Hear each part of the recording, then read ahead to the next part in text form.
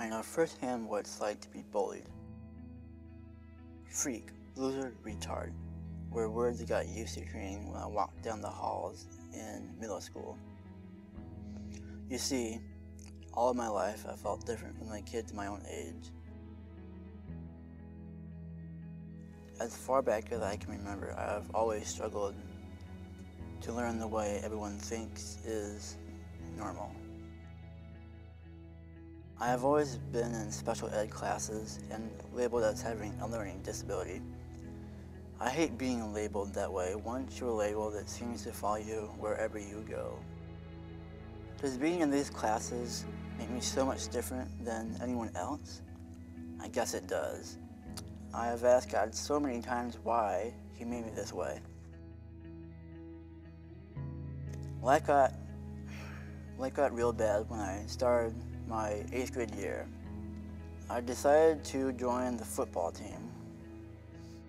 During practices, the coaches would teach us the plays, and the star athletes would learn them faster than I did.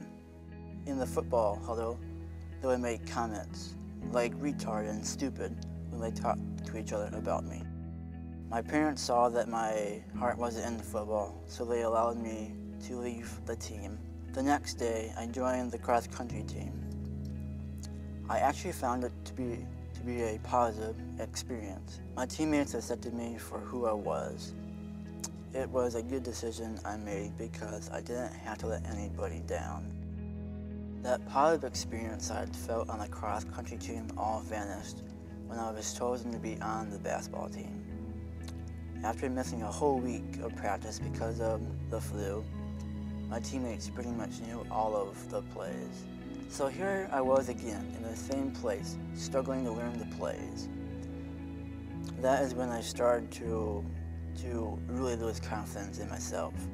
I thought football was bad. This became a nightmare for me. At each practice, I would hear all of the negative comments, and it would just tear me up inside. When you hear almost every single day that you're stupid, you truly start to believe it. Each day it got harder and harder, and I wanted to quit basketball so bad, but I didn't want to let my parents or my brother down. I knew they would be disappointed in me if I did. I was trying to find a way out of the hell that I was experiencing each day, so I made a decision to end my life. I found this pocket knife in my brother's drawer. I decided to bring it to school. My plan was to slit my wrist in the boys' bathroom at school. During computer tech class, I asked to use the restroom.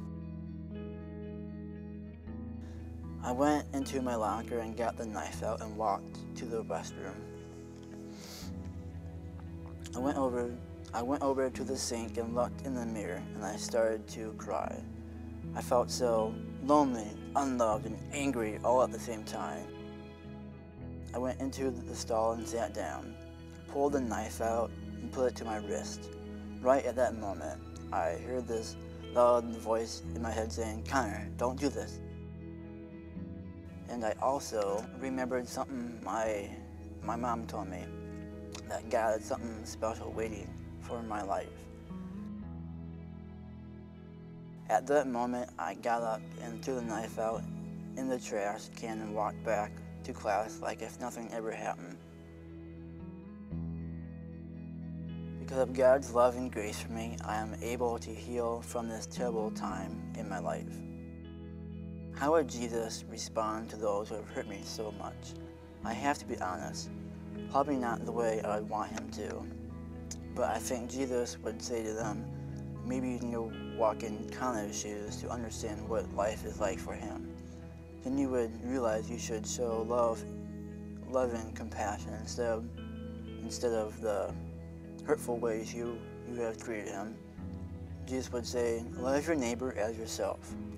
I think he would also want me to forgive all those involved, because as the Bible says, God will not forgive me if I can't forgive others. Finally, I think Jesus would tell me to pray for those who have hurt me. and I have, and by the grace of God, I have forgiven them.